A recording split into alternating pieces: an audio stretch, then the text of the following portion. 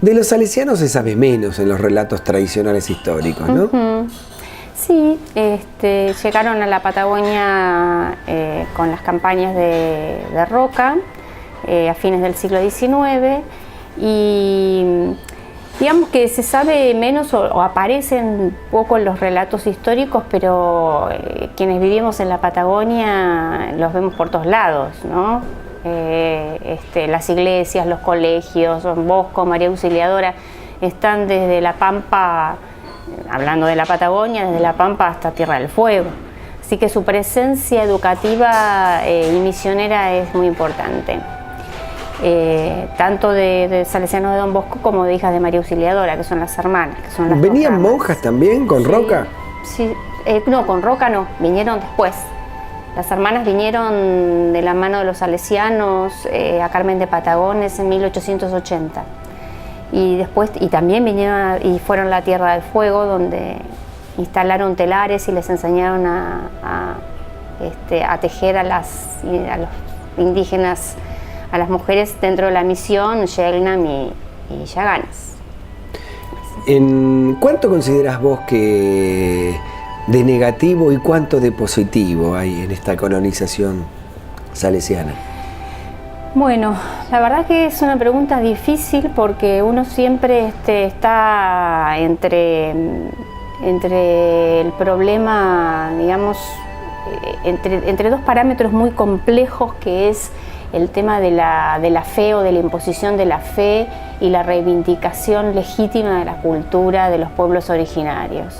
Es muy difícil encontrar un equilibrio en eso. Quienes han sufrido la imposición de la religión, obviamente detestan y lo ven desde el punto de vista de la colonización más cruda y más cruel. Desde el lado de la Iglesia se ve como un beneficio o un aporte a lo que se llama, entre comillas, la civilización y la religión. Entonces es un punto muy difícil.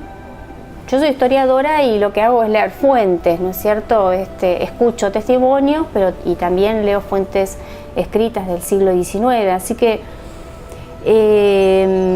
lo que vienen a hacer en el momento en el que llegan los salesianos, llegan en un momento de guerra y de una crueldad extrema del Estado argentino en la Patagonia, a la que muchos historiadores y antropólogos empezamos ya con más presión a denominar genocidio.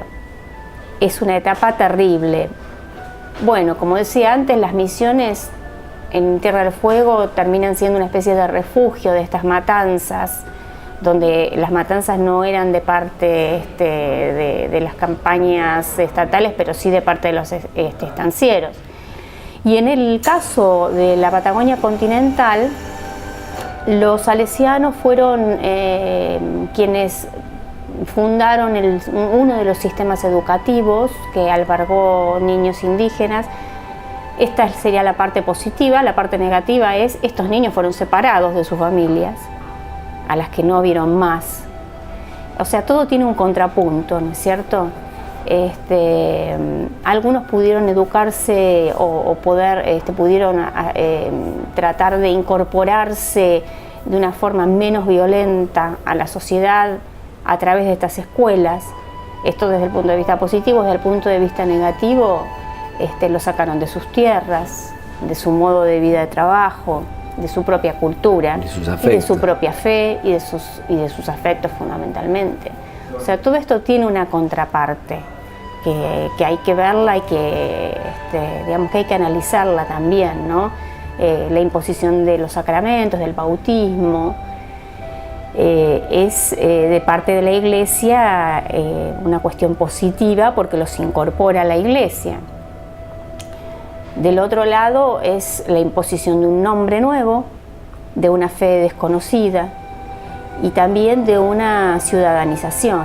Digamos, a ninguno de nosotros como individuo nos gustaría que nos cambien el nombre, lo que creemos. Absolutamente no. Ahora, del Estado se tiene el mismo mecanismo. En el Estado también se conquistan las tierras de las naciones, de los pueblos originarios, y se les impone la ciudadanía argentina. pero una ciudadanía que no es completa, sino que es una ciudadanía con todas las obligaciones y ningún derecho.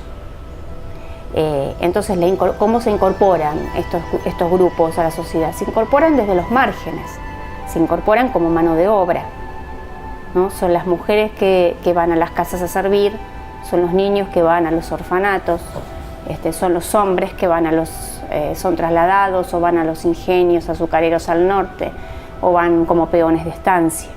Se incorporan social y económicamente a los márgenes, que eran los que tenían la tierra. Y después tienen, digamos, sí, un nombre que podemos decir cristiano. Esto es hacer el paralelo entre la conquista española y la conquista de la etapa nacional. En este sentido tiene matrices bastante parecidas. ¿Se puede hacer un seguimiento de qué proporción de esos pueblos originarios son hoy la población en la Patagonia? A través de mestizaje Bueno, es que somos una sociedad mestiza. Sí se hacen de hecho estudios, por ejemplo, con el tema de la tierra, ¿no es cierto? Para poder ver cuáles son los orígenes de esa tierra y si esa tierra tiene en sus orígenes un pueblo originario. Y ahí empiezan las reivindicaciones de la propiedad comunal de esas tierras, ¿no? Sí se puede llegar, en algunos casos, lo importante o lo fundamental de este tipo de genocidios es que empiece a tener la gente que ha sido exterminada o que ha sido sacada de sus lugares nombre y apellido, porque es la forma de incorporarlos a la historia, ¿no? No solamente como un colectivo, sino como individuos.